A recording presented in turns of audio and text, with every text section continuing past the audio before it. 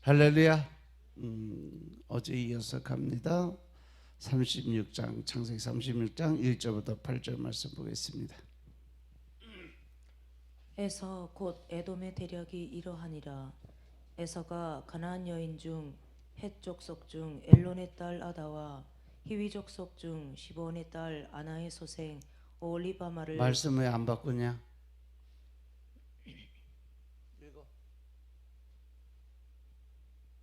읽어 그냥. 아나의 소생 오홀리바마를 자기 아내로 취하고 또 이스마엘의 딸 느바요의 누이 바스맛을 취하였더니 아다는 엘리바스를 에서에게 낳았고 바스맛은 루엘을 낳았고 오홀리바마는 여우스와 얄람과 고라를 낳았으니 이들은 에서의 아들이요 가나안 땅에서 그에게 낳은 자더라. 에서가 자기 아내들과 자기 자녀들과 자기 집의 모든 사람과 자기의 가축과 자기 모든 짐승과 자기가 가나안 땅에서 얻은 모든 재물을 이끌고 그 동생 야곱을 떠나 다초로 갔으니 두 사람의 소유가 풍부하여 함께 구할 수 없음이로라. 그들의 우거한 땅이 그들의 가축으로 인하여 그들을 용납할 수 없었더라. 이에 에서 곧 에돔이 세일산에 거하니라. 아멘. 할렐루야. 어제 에서의 삶 속에서 자기 중심적 신앙생활 속에 생기는 문제점을 말씀을 드렸는데, 사람들이 이런 생각을 좀 많이 하더라고. 왜 하나님은 예정된 택한 사람들은 복을 주는데 택하지 않는 백성들은 왜 저주에 임하게 하고 멸망당하게 할까? 지금 말씀을 그냥 보면 그래요. 그런데 이 에서의 삶을 보면 야곱은 이미 택해서 받았는데, 그렇다고 그때 당시에 큰 놈이 작은 놈을 섬기고 산다고 말씀하셨지, 그가 저주를 받았다는 얘기를 안 했거든요. 그런데 사람들은 흔히 야곱은 택함을 받았고 에서는 태어날 때부터 저주를 받아서 복을 받지 못했다고 생각들 많이 하는데, 절대 안 그렇습니다. 에서도 마찬가지로 복을 받았어요. 그에게도 생육하고 번성하는 축복을 받아서, 단지 야곱은 축복을 받고 에서가 저주를 받았던 이유는 뭐냐면, 야곱은 끝까지 잘못된 길을 걸어가면서도 하나님의 말씀이 들리고 하나님의 깨달음이고 하나님의 말씀하시면 자기 하던 모든 걸 놔두고 순종하고 하나님의 명령하신 대로 따르는 순종의 복을 가졌어요. 그래서 하나님이 그를 축복하시는 거고, 에서는 야곱이 떠난 후에 바로 뭘 했어요? 이방으로 나가서 자기가 생각한 대로 자기 뜻대로 하나님이 하지 말라는 것만 골라서 했어요. 그래서 그가 하나님의 사람으로 자라는 게 아니라 결국 이 에서가 부인으로 얻은 여자들이 다 누구의 자손이에요? 이스마엘의 자손들이에요. 그 이스마엘의 자손들이 주로 하는 것들이 뭐냐? 바로 이스라엘 백성들이 하는 일을 계속 방해하고 괴롭히고 또 하나님의 말씀에 순종하지 않냐고 자기 뜻대로 자기 마음대로만 가는 일들만 했기 때문에 하나님께 저주를 받았던 이유예요. 에서를 하나님이 처음부터 그냥 저주에 임하게 한 게 아니라, 그가 하나님의 말씀에 불순종하고 자기 의를 드러내고 자기의 방법대로 자기 식대로 자기가 원하는 뜻대로, 그래서 그 아버지 이삭이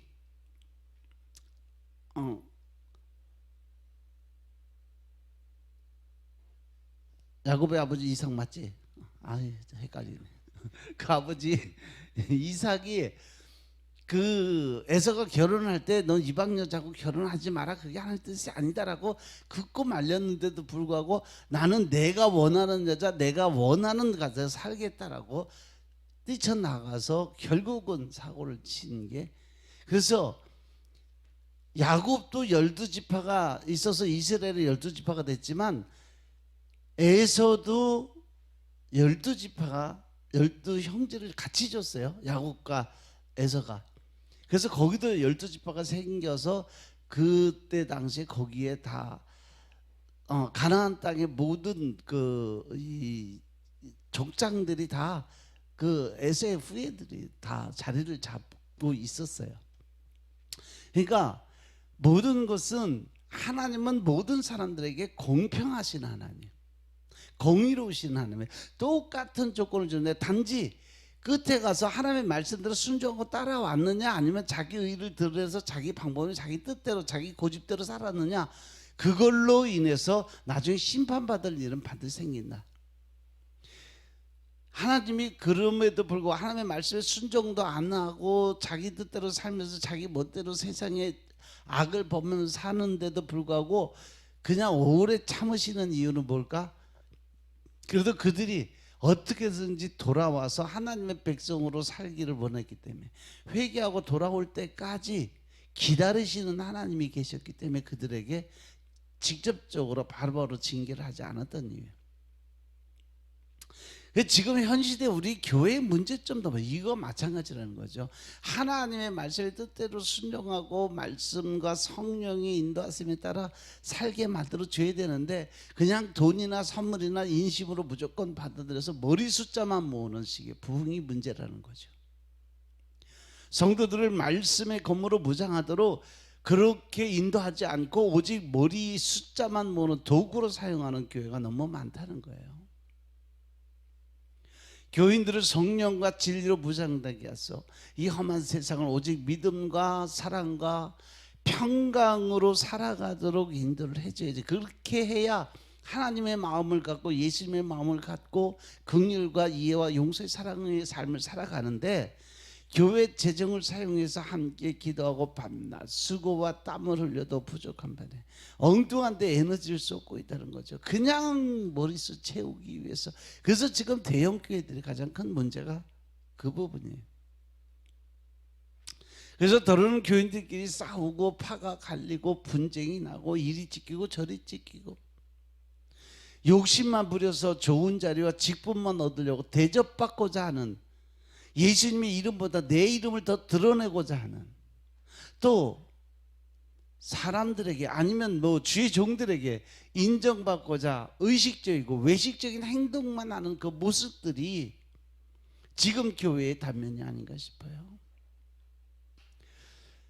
주님께서 그렇게 외치셨던 형제의 사랑은 생각지도 않아요. 모든 사람이 나의 욕심의 도구고 나의 발전과 나의 이름을 드러내며 필요한 전략적인 생각을 가지고 교회 안에서 자리를 차지하고 있는지 아는지 이 시간 나를 한번 돌아보시기 바랍니다. 나는 하나님의 말씀에 따라 지금 순종하고 살아가고 있을까? 내 욕심대로, 내 고집대로, 내가 하고 싶은 자아의 고집을 가지고 신앙생활을 하고 있는 건 아닌지. 입으로는 주여 주여 하면서도 마음 중심에는 내가, 내 자신의, 내 인생은 내 거다, 내가 주인이다, 내가 왕이다, 이런 생각을 하며 살아가고 있는 건 아닌지 한번 이 시간 나를 돌아보시기 바랍니다. 이 세상의 모든 것, 내가 가진 모든 것 다 누구 거다? 주님의 것인 것임을 고백하시기 바랍니다. 내 재산도 나의 자식도 나의 성품도 내 자신과 모든 것이 주로부터 왔고 주로 말미암아서 결국은 하나님께로 다 돌아가게 되어 있어요. 로마서 11장 36절의 말씀처럼 모든 것은 하나님께로부터 왔고 하나님께로 돌아간다는 사실 명심하시기 바랍니다. 이처럼 약한 나를 부르셨고 찾으셨으면 이러한 나를 믿게 하셨고 또 이 같은 죄인을 승리케 하세요. 그것이 바로 뭐냐? 예수 그리스도가 이 땅에 와서 전해주신 복음이라는 겁니다. 아멘. 이 창세기 30장 1절부터 8절의 말씀을 이제 정리해 보면, 창세기 35장은 이삭의 죽음으로 이제 끝이 나서, 그죠? 그리고 마지막 절에서 에서와 야곱이 이삭을 장사했다고 기록이 되어 있어요. 창세기 35장 29절의 말씀 보면 이삭이 나이가 많고 늙어 기운이 다함에 죽어 자기 열조에게로 돌아가니 그의 아들 에서와 야곱이 그를 장사하였더라. 야곱이 이제 하나님에게로 돌아가고 이어서 36장에서 성경은 에서의 족보를 아주 상세하게 소개를 해줬어요. 야곱의 족보는 37장에 기록이 됐는데 어떻게 에서의 족보가 먼저 나왔을까? 한번 생각해 볼 필요가 있지 않을까요? 그죠? 먼저 복받은 사람의 이야기가 아니라 하나님을 대적하는 자의 족보를 먼저 세웠어요. 왜 하나님은 야곱의 족보보다 에서의 족보를 먼저 기록을 하셨을까? 그리고 에서의 족보를 아주 상세하게 기록하신 이유가 또 뭘까? 한번 생각해 볼 필요는 있어요. 아브라함의 하나님이고 이삭의 하나님이고 야곱의 하나님으로 하나님을 증거하신 그 하나님께서 왜 36장에서 에서의 후손을 먼저 자세하게 기록을 했을까? 아브라함의 하나님, 이삭의 하나님, 야곱의 하나님이라고 하신 그 하나님께서 어떻게 야곱의 족보보다 에서의 족보를 먼저 기록했을까? 하나님은 먼저 하나님의 자녀인 에서의 후손들을 너희들 잊지 마라, 이 리마인드의 기억 속에 집어넣느라고 하나님 먼저 말씀하신 거예요. 에서의 후손을 상세히 기록하시면서 하나님의 사람들이 에서의 후손을 잊어버리지 않게 하셨다는 거죠. 그들은 하나님께서 잃어버린 족속이 아니라는 거예요. 에서의 족보는 야곱의 족보에 가려져서 사라져버릴 족보가 아니기 때문에 하나님께서 언젠가 구원하실 하나님의 예비된 백성이기 때문에 에서를 더 먼저 세웠다는 거죠. 그래서 이 야곱의 형 에서는 야곱이 가나안 땅으로 들어오기 전에 아버지 이삭이 거주하던 가나안 땅에서 살았어요. 원래 이 가나안 땅의 토백이 누구요? 에서예요. 그는 가나안 땅에 살면서 3명의 아내를 두고 5명의 아들을 낳았어요. 가나안의 2 여인 아다와 오홀리바마를 아내로 얻었고 이스마엘의 후손 중 바스맛을 아내로 삼았어요. 창세기 36장 2절 3절의 말씀 보니까 에서가 가나안 여인 중에 해쪽 속 엘론의 딸 누구? 아다와 히위 족속 시브온의 딸인 아나의 딸인 오홀리바를 자기 아내로 맞이하고 또 이스마엘의 딸 느바요세 누이 바스맛을 아내로 삼았다라고 기록이 됐어요. 그래서 이 세 아내를 36장 4절 5절에서 보면 아다는 엘리바스에게서 에서를 낳았고 바스맛은 루엘을 낳았고 오홀리바마는 여부스 얄람과 고라를 낳았으니 이들은 에서의 아들들이요 가나안에서 그에게 태어난 자들이라. 아다에게서 엘리바스를 아내 오홀리바스를 통해서 여우스, 알람, 고라 다 뭐예요? 하나님께 저주받았던 족속들이에요. 그리고 아내 바스맛을 통해서는 루엘을 낳았어요. 이 5 아들을 에서는 가나안 땅에서 낳았어요. 그리고 에서는 가나안 땅에서 하나님이 주신 복을 받으며 자녀를 낳고 잘 사는 모습이 기록이 되어 있습니다. 그러고 보면 야곱만 축복을 받은 게 아니라 에서도 같은 복을 받았다는 것을 여러분들 깨달아야 돼요. 하나님은 공평하신 하나님이라는 걸 알아야 되는 거죠. 그리고 해적 속 엘론의 딸 아다는요 엘리바스를 낳고 또 히위 족속 시본의 딸 아나의 딸 오홀리바는 여우스, 얄람, 고라, 이스라엘의 딸 누바요세 누이 바스맛은 루엘을 낳았어요.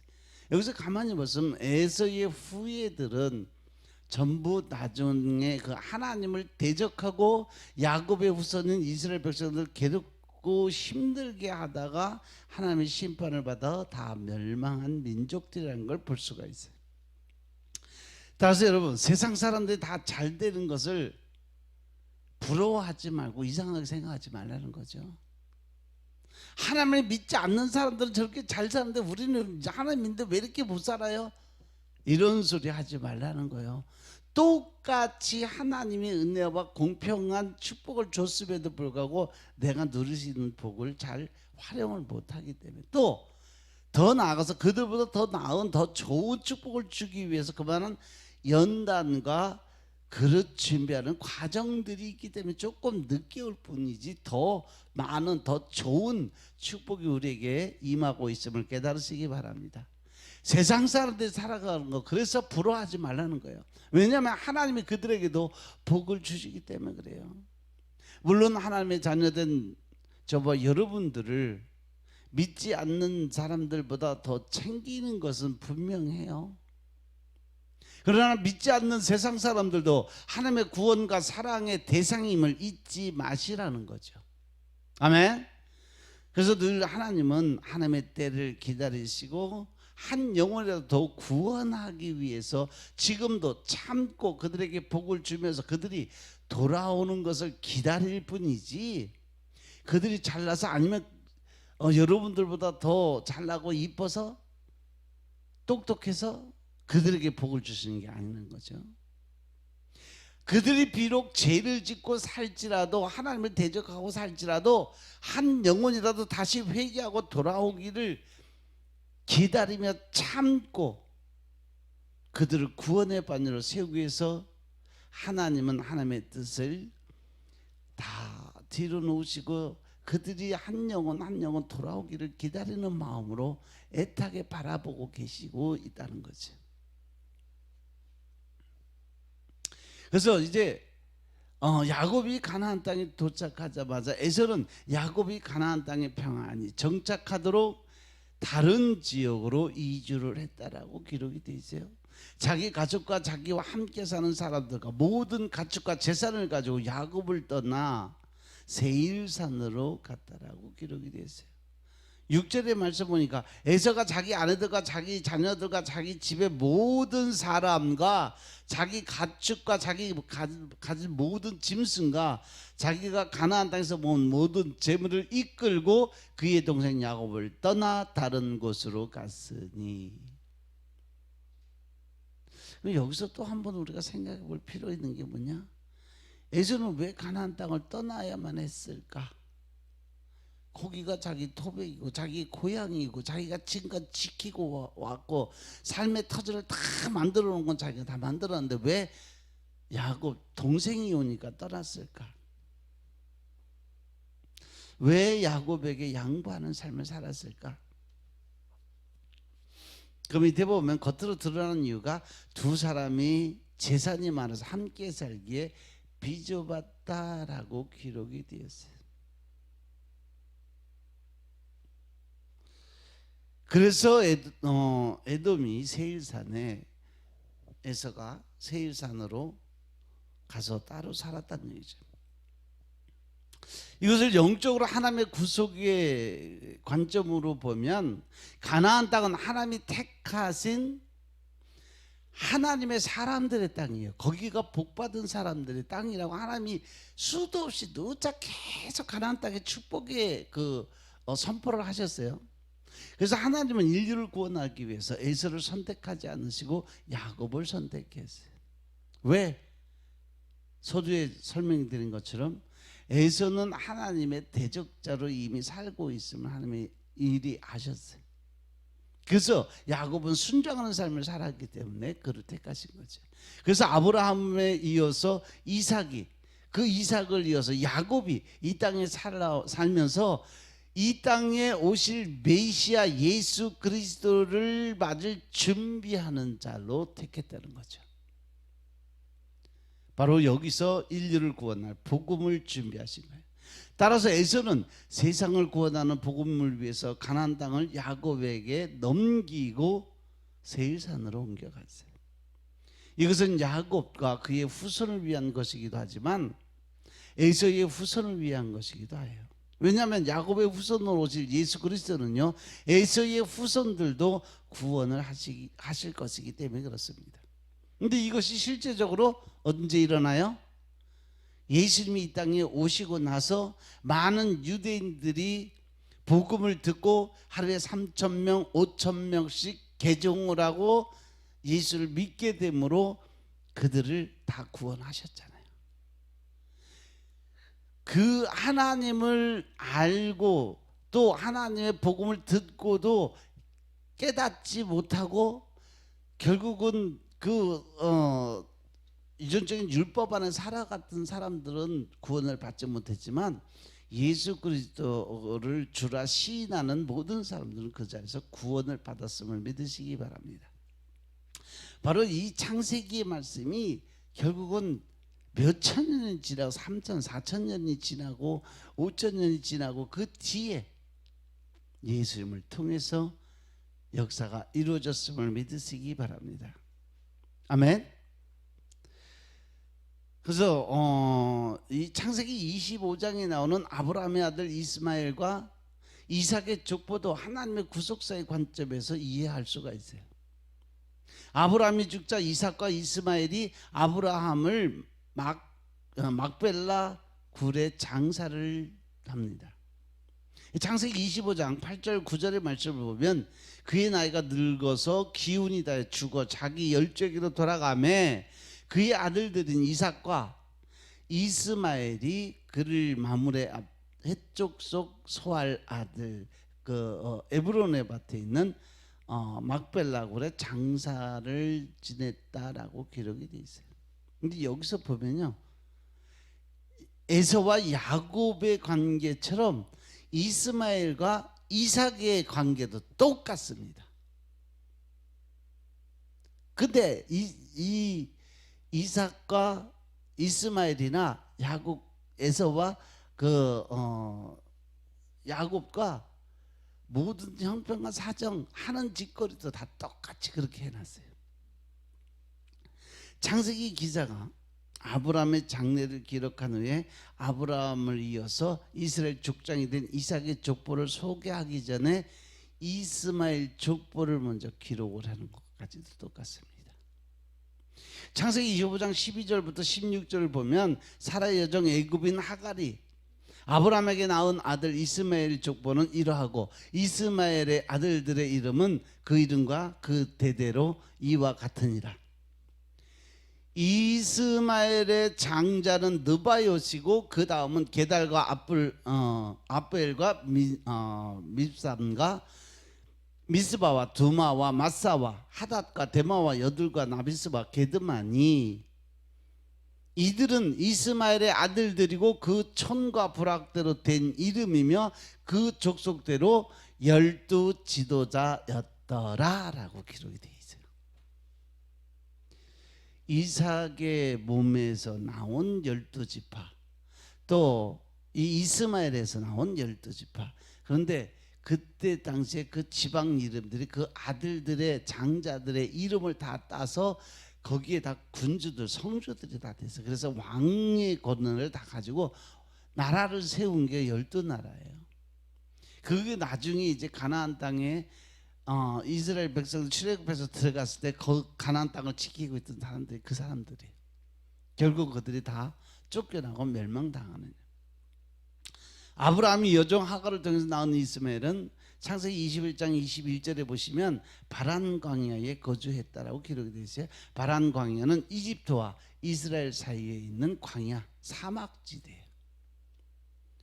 그래서 창세기 25장 6절에 보시면 아브라함은 그의 다른 아들들에게는 자신의 재산을 나누어 주고 이삭을 떠나서 동쪽인 아라비아 반도 북쪽에 가서 살게 만들어 줬다. 즉 이스마엘 민족이 결국은 그 동쪽 아라비아 반도 쪽에 가서 살게 만들고 이삭은 가나안 땅에 거주하게 만들어 줬다는 얘기. 그것이 지금 에서가 세일산으로 간 것과 세일지방으로 간 것과 마찬가지.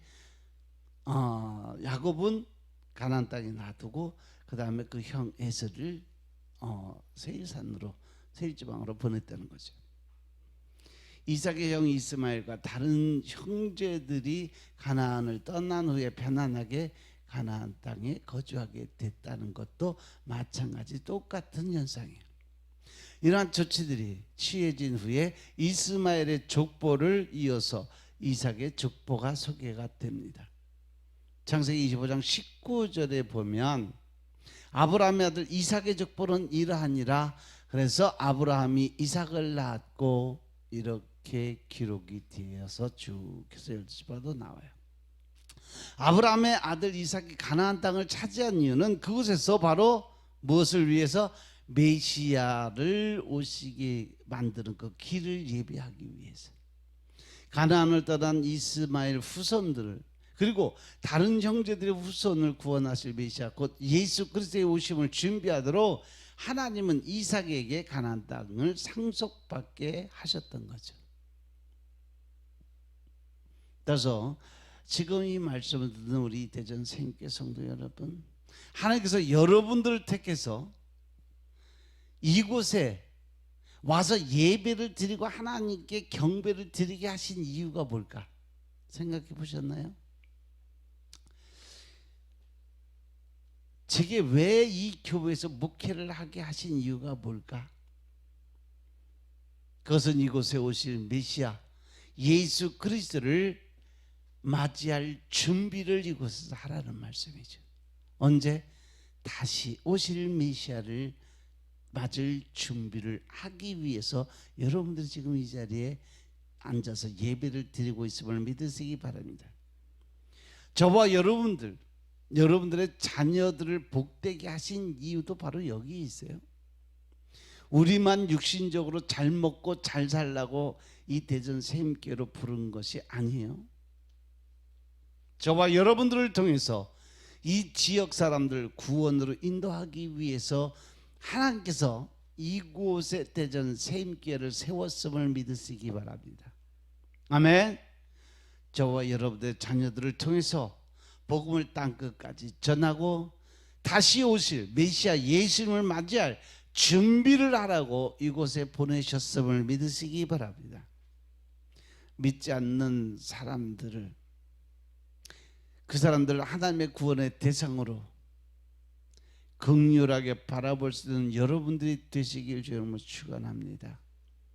많은 영혼들이 교회에 나와서 성부와 성자와 성령 하나님을 영접하게 되기를 소망하시기 바랍니다.